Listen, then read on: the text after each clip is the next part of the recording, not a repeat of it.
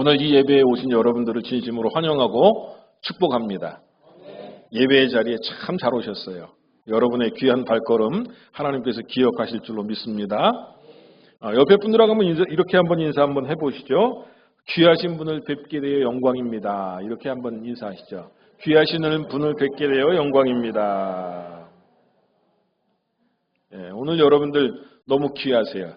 제 눈에는 여러분들이 다 천사같이 보인다니까요. 천사입니다. 여러분들 혹시 신앙생활하면서 유월절이라고 하는 것을 들어보셨나요? 아마 성경을 읽으신 분이나 또 교회를 조금 오래 다니신 분들은 아마 이 유월절이라고 하는 것을 들어보셨을 거예요. 유월절에 대해서 아시는 바가 무엇입니까?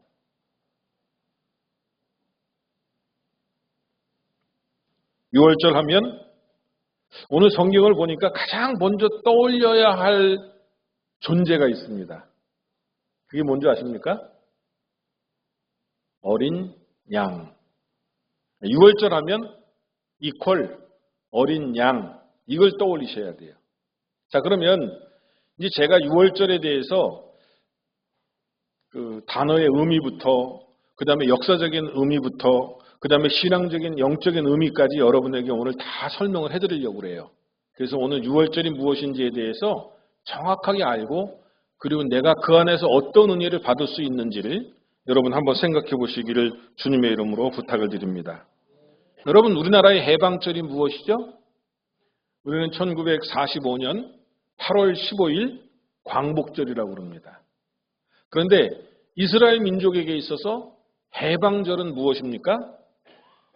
바로 유월절입니다. 지금으로부터 3,550년 전에 일어났던 사건입니다. BC 1446년에 일어났으니까요. 그러니까 훨씬 전에 이스라엘 백성들은 해방을 맞이했다라고 하는 거예요. 그 해방절기가 이름하여 무엇이다?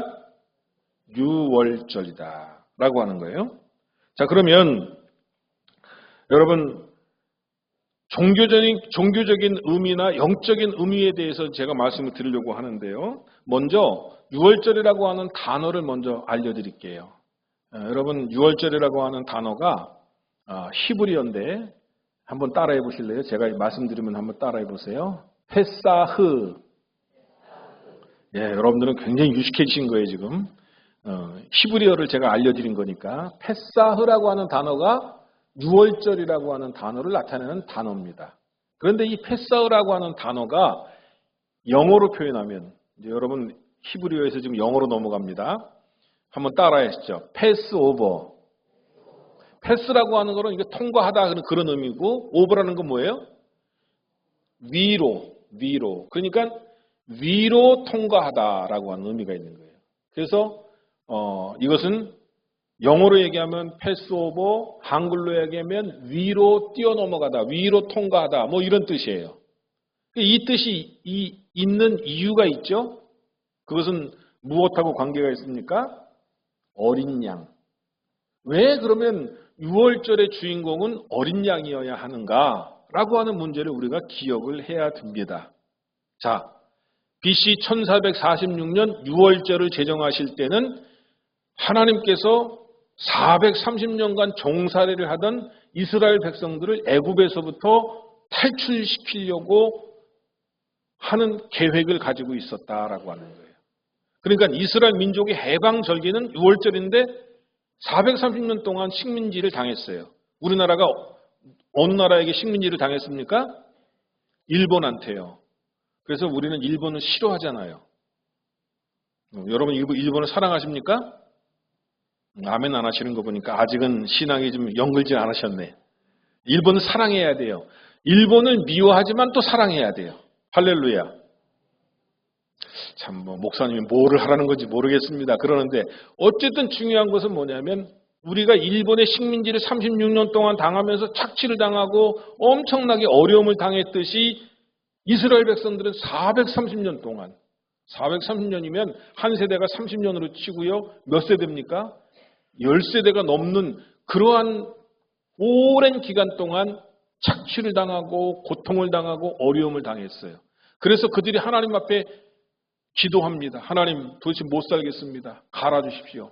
그러니까 하나님께서 모세를 보내갖고 이제 거기서 출애굽을 하게 하는데 출애굽의 절기를 나타내는 단어가 뭐라고요? 유월절. 유월절의 주인공은 누구?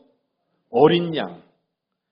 자, 그러면 여러분들이 이제 단어적인 의미를 알았고 역사적인 의미를 알았다면 이것의 영적인 의미를 깨달을 필요가 있다라고 하는 거예요. 자, 그래서 6월절의 주인공인 어린 양을 제가 이제 말씀을 드리려고 하는 거예요. 자, 첫 번째로는요. 여러분 6월절에는 어린 양을 잡는 것이 제일 중요했다라고 하는 거예요. 자, 어린 양을 잡아라. 자, 하나님께서 말씀하신 거예요. 명령하신 거예요. 오늘 성경을 보면 몇 절에 나오냐면 3, 4, 5절에 나오는데 6월절 어린 양을 취하고 이것을 잡으라. 3절, 4절, 5절을 다시 한번 성경을 읽어보도록 하겠습니다. 3절 시작. 너희는 이스라엘 온 회중에게 말하여 이르라. 이달 열흘에 너희 각자가 어린 양을 취할지니 각 가족대로 그 식구를 위하여 어린 양을 취하되. 4절 그 어린 양에 대하여 식구가 너무 적으면 그 집의 이웃과 함께 사람 수를 따라서 하나를 취하며 각 사람이 먹을 수 있는 분량에 따라서 너희 어린 양을 계산할 것이며. 5절 너희 어린 양은 흠없고 1년 된 수컷으로 하되 양이나 염소 중에서 취하고. 자, 하나님께서 1절, 2절에 뭐라고 말씀하셨냐면 너희는 이제 이 출애굽하는 달, 그 달이 아비벌이에요. 아비벌이 1월 달로 만들라 이 얘기입니다. 그리고 그 아비벌의 가장 중요한 것은 무엇? 어린 양. 어린 양을 잡는데 1월 10일 날 어린 양을 다 한 마리씩 구하라 그랬어요. 그런데 이 양을 구할 때 가족들이 먹을 수 있는 양을 잡으라. 1년 된 어린 양을 잡으라 그랬는데 대체로 제가 주석을 보니까 한 가정이 몇 명이서 어린 양을 먹을 수 있을까? 양 한 마리에 1년 된 어린 양을. 주석을 보니까 약 10명 정도가 먹을 수 있대요. 그런데 식성이 좋은 사람이 있으면은 그 사람은 좀 8명 정도가 먹어야 되겠죠. 더 좋은 사람이 있으면 한 7명 정도가 먹고. 그러니까 양을 식구에 따라서 그 다음에 양에 따라서 결정하라는 거예요. 그리고 요새는 혼족이 많은데 혼자 살면은요 이웃집하고 같이 어우러갖고 양 한 마리를 잡으라는 거예요. 그러니까 가족이 예를 들어서 2명이 있다 그러면 한 6명 있는 가족하고 붙어갖고 한 마리를 잡으라고 그랬어요. 양에 따라서. 그리고 1년 된 거. 1년 된 이 양과 염소가요, 육질이 아주 맛있다는 거예요. 그래서 하나님 앞에 이 제물로 드릴 때는요, 가장 귀할 때를 잡아서 드리라는 거예요. 1년 된 양이나 염소를 잡아서 준비하라. 이렇게 말씀하고 있어요. 자, 그 다음에요. 이 양을 어떻게 먹어야 되는지 그 먹는 것도 성경에는 기록하고 있어요. 자, 그것에 대해서 몇 절에 나오냐면 6, 8, 9, 10절에 얘기하고 있어요. 양을 먹는 방법 6절부터 우리 10절까지 한번 보여주시죠. 6절 시작. 이달 열 나흘 날까지 간직하였다가 해질 때에 이스라엘 회중이 그 양을 잡고 그 피를 양을 먹을 집 좌우 문설주와 임방에 바르고 그 밤에 그 고기를 불에 구워 무교병과 쓴나물과 아울러 먹되 날 것으로나 물에 삶아서 먹지 말고 머리와 다리와 내장을 다 불에 구워 먹고 아침까지 남겨두지 말며 아침까지 남은 것은 곧 불사르라. 하나님께서는 6월절 어린 양에 대해서 아주 구체적으로 이야기해주고 있다라고 하는 거예요. 그런데 그 이유가 있습니다. 그것은 이제 좀 이따 나중에 제가 알려드릴 테고요. 자, 어린 양을 언제 잡으라 그랬어요? 열 나흘 날 잡으라 그랬어요. 1월 14일 날 잡아라. 그 다음에 언제 잡으라 그랬습니까? 해질녘에 잡으라. 그래서 해질녘이 몇 시인가, 그 히브리인들을 몇 시가 도대체 해질녘이라고 하는 것을 의미하는가라고 찾아보니까 오후 3시에서 오후 5시 정도래요. 그러니까 어둑어둑해지기 전을 해질녘이라는 거예요. 그러니까 어두워지기 전에 빨리 양을 잡아서 먹을 수 있도록 다 준비를 해놓는 거예요. 그런데 여러분 어떻게 먹으라 그랬습니까? 삶아서 먹으라 그랬습니까? 날것으로 먹으라 그랬습니까? 구워서 먹으라 그랬습니까? 바베큐 파티를 하라는 거예요. 할렐루야. 양을 구우니까 얼마나 맛있겠어요. 양 냄새 나는 것 같죠, 지금 코에. 야, 양을 갖다가 먹는데 그냥 먹지 말고 통으로 구워서 먹으라. 왜 그런 명령을 내린 줄 아십니까? 이방인들은요, 날것으로 먹거나 삶아서 제사를 드리기 때문에 그런 이방 풍속을 따르지 말라는 거예요. 그래서 오직 어떻게 먹으라? 구워서 먹으라 그랬습니다. 구워서 먹으라 그랬고, 그 다음에 여기 성경을 보니까 또 어떻게 먹으라 하냐면 머리와 다리와 내장을 다 불에 구워 먹으라. 이 어린 양을 잡을 때요, 그 앞다리를 꺾지 말고 뒷다리도 꺾지 말고 그대로 통으로 구우라는 거예요. 통구이. 바베큐인데 통으로 구워라. 내장은 어떻게 먹느냐? 그럼 내장은 요리를 해야 될 거 아니에요. 그렇죠? 그러면 내장은 다 빼갖고요, 물로 씻었답니다. 물로 씻어갖고 다시 그 안에다가 넣어갖고 구웠대요. 그러면 뭐 염통, 간, 그 다음에 그 소장, 대장 뭐 이런 거 다 있겠죠. 그죠? 다 구워서 먹은 거예요. 여러분들은 입맛을 안 다지시네. 저는 입맛이 다져지는데. 내장도 맛있었을 것 같아요. 그렇죠? 그 간도 이렇게 고갖고 소금에다 이렇게 살짝 찍어서 먹으면 아주 맛있었을 것 같아요. 입맛이 다져지는데요. 또 오늘 저녁에 또 약 먹자고 또 그러시는 분이 또 혹시 있을지 모르겠습니다만은 어쨌든 구워서 아주 그냥 맛있는 냄새가 이렇게 올라와서 그거를 가족들끼리 다 먹으라. 이렇게 얘기를 했는데 여러분 이 유월절 어린 양을 먹을 때 자세와 태도까지 알려주고 있다라고 하는 거예요. 성경을 보니까. 그러면 자세는 어떻게 먹고 태도는 어떻게 먹으라고 했는지 한번 보겠습니다. 여기 성경을 보니까요. 11절의 말씀에 그걸 말씀하고 있어요. 11절 우리 한번 또 보겠습니다. 시작. 너희는 그것을 이렇게 먹을지니 허리에 띠를 띠고 발에 신을 신고 손에 지팡이를 잡고 급히 먹으라. 이것이 여호와의 유월절이니라. 바베큐 파티를 하는데 그냥 느긋하게 앉아서 먹을 수 있는 그러한 환경이 아니라는 거예요. 허리에 띠를 띠고 발에 신을 신고 그 다음에 뭐라 그랬어요? 지팡이를 짚고 그 다음에 배낭을 다 메고 이 배낭에는 뭐가 있어요? 애굽 사람들에게 구한 은과 금이 다 들어있겠죠. 언제라도 튈 준비를 하라는 거예요. 이 말이 좀 이상하죠. 튄다 이런 말이 좀 이상한데 언제라도 뛸 준비를 하라는 거예요. 그래서 여기 단어 중에서 제일 중요한 단어가 뭐냐면 급히라고 하는 부사입니다. 여러분 한번 따라 하시죠. 급히. 소화가 됐을까? 소화가 안 됐을 것 같은데 중요한 거는 뭐냐면 하나님께서 야 니네 나가! 그러면 바로 준비하고 있다가 바로 나갈 준비를 하는 거예요.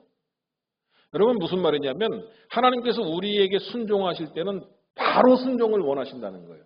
그래서 만반의 준비를 하고 바베큐 파티를 하는 거예요. 먹다가 다 먹고 그 다음에 하나님께서 야 니네들 애굽에서 나가! 그러면 바로 그냥 다다다다다 해서 뛰면서 나가야 되기 때문에 급히 먹으라는 거예요. 급히. 이거 하나님께서 이 태도를 알려주신 겁니다.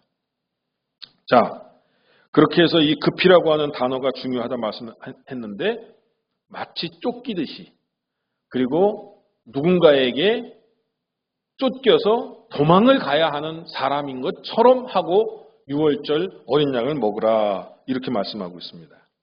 자, 이제 세 번째 제가 말씀드리려고 하는 건 뭐냐면 유월절의 영적이고 종교적인 의미가 과연 무엇인가 라고 하는 거예요. 그것을 알려면 오늘 7절의 말씀을 보시면 됩니다. 자, 우리 7절 말씀 한번 올려주시죠. 7절 다 같이 한번 큰 목소리로 한번 읽어보겠습니다. 시작. 그 피를 양을 먹을 집 좌우 문설주와 임방에 바르고 라고 이렇게 말씀하고 있어요. 자, 여러분 사진을 하나 보실게요. 자, 좌우 문설주와 임방은 위를 의미하는 거예요. 그 다음에 맨 밑에는 문지방이죠. 그렇게 해서 이렇게 디귿자로 무엇을 바르라고요? 피를 발라라. 좀 무시무시하죠? 시뻘겋게 저걸 바르라 그랬습니다. 그리고 그 피를 바르고 고기를 다 먹고 그 집 안으로 다 들어가라 이렇게 말씀하셨어요. 자, 그러면 어떤 일이 일어나겠다고 말씀하셨냐? 애굽 사람의 집 피를 바르지 아니하고 좌우 설주하고 임방에 피를 바르지 아니한 집은 죽음의 천사가 그 집에 들어가서 애굽의 첫째로 난 모든 장자를 다 죽였다고 그랬어요. 장자만 죽인 것이 아니라 첫 번째 난 짐승도 다 죽인다고 그랬어요. 그래서 왕좌에 있는 바로의 첫 번째 아들부터 저 뒤에 맷돌을 가는 종의 여인의 첫 번째 아들까지 하나님은 다 죽이신다고 약속하셨어요. 그런데 패스오버라고 하는 걸 제가 알려드릴게요. 저렇게 문 좌우 설주와 임방에 피를 바르면 죽음의 천사가 그 집을 어떻게 한다고요? 이렇게 가시다가 피를 보면 딱 뛰어넘어 가시는 거예요. 이게 패스오버의 의미입니다. 죽음의 신이 그 집은 통과한다는 거예요. 통과하는데 어떻게 통과한다? 뛰어넘어서 통과한다. 패스오버. 패스오버.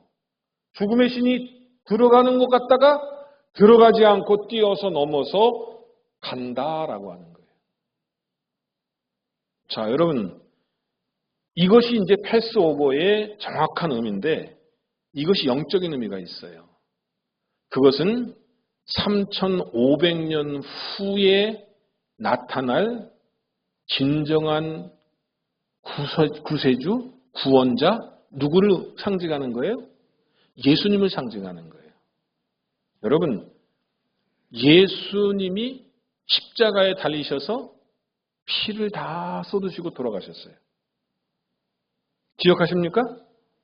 예, 예수님이 돌아가실 때 군병 하나가 예수님에게 와갖고 창을 들더니 예수님의 옆구리를 갖다가 예수님이 죽었는지 살았는지 확인하기 위해서 옆구리를 갖다가 푹 찔렀다고 그랬어요. 성경에 보니까. 그리고 예수님의 모가 다 쏟아졌다 그랬어요. 예수님의 몸에 있던 몸은 여러분 신체는 70%가 물이라고 그러잖아요. 그리고 혈액이 있는데 이 물과 피가 다 쏟아져 내려왔다. 성경은 그렇게 말씀하고 있어요. 자, 그리고 난 다음에 여러분 구약적인 제사적인 관점에서 볼 때는 인간의 죄를 용서하는 것은 피라고 그랬어요. 그런데 내가 죄를 졌습니까? 그럼 내 피를 내갖고 내가 죽어야 죄를 용서받는 거예요. 그런데 하나님께서는 나를 죽이지 아니하시고 누구를 죽였어요? 어린 양에게 안수해라. 그리고 어린 양을 죽이면은 그 양이 나를 대신해서 죽는 거예요. 그런데 지금 6월절에는 누가 죽었어요? 어린 양이 죽었어요. 그 피를 어디다 발랐어요? 설주와 문인방에 발랐어요. 그러면 죽음의 천사가 그거를 뛰어넘었다 그랬습니다. 여러분, 여기에서 신약적인 예표가 있다라고 하는 거예요. 여러분, 예수님을 위해서 우리 예수님께서 우리를 위해서 피를 흘리셨어요. 그래서 누구든지 예수를 믿으면 멸망하지 않는다 그렇게 말씀하고 있어요. 여러분, 요한복음 3장 16절은 모든 성경 구절을 아주 통틀어서 요약해 놓은 본문이에요. 우리가 다 어릴 때 그 요한복음 3장 16절을 외웠죠? 이 요한복음 3장 16절은 굉장히 위대한 성경 구절입니다. 우리 같이 한번 해보실까요? 시작! 세상을 이처럼 사랑하사 독생자를 주셨으니 누구마다 멸망치 않고 영생을 아멘. 죽음의 천사가 뛰어넘어가듯이 예수를 믿으면 다시 사망의 고통이 있지 아니하고 뛰어넘는다는 얘기예요. 여러분, 인간에게 영생이 있다고 하는 것 아시죠? 우리는 이 땅 위에서 숨을 거두고 이 육신의 장막이 무너지면 영원한 집이 우리들에게 있다고 성경은 말씀해 주고 있고요. 예수님은 이 땅 위의 소망이 참 소망이 아니라고 분명히 말씀하셨고요. 영원한 영생이 있다고, 그리고 내가 처소를 예비하면 너희에게 다시 오리라고 약속하셨습니다. 인간은 영원히 사는 존재입니다. 예수님께서 그것을 보여주시기 위해서 6월절 어린 양이 되셨고, 이제 신약의 6월절 어린 양이신 예수를 믿으면 누구든지 멸망하지 아니하고 영원한 하나님의 세계를 체험하시겠다고 약속하신 것이 우리 하나님인 줄로 믿으시기를 바랍니다. 여러분, 그렇기 때문에 예수 믿는 사람들은 놀라운 축복을 받은 사람들입니다. 그리고 예수를 믿었다고 하는 것은 영생을 선물로 받았다고 하는 것을 의미합니다. 누가 이러한 선물을 주셨습니까? 6월절 어린 양이신 예수 그리스도께서 우리들에게 영생을 허락하신 줄로 믿으시기를 바랍니다. 오늘 이 구원의 진리를 여러분 꽉 붙잡으시기를 주님의 이름으로 부탁을 드립니다. 죽음을 뛰어넘게 하신 그 어린 양이 오늘 우리는 사망과 멸망을 뛰어넘게 하신다고 하는 이 사실을 기억하시고 여러분 마음속에 6월절 어린 양이신 예수를 진정으로 모시고 영원한 영생을 오늘부터 이 세상부터 살아갈 수 있는 저와 여러분이 되시기를 주님의 이름으로 축원합니다.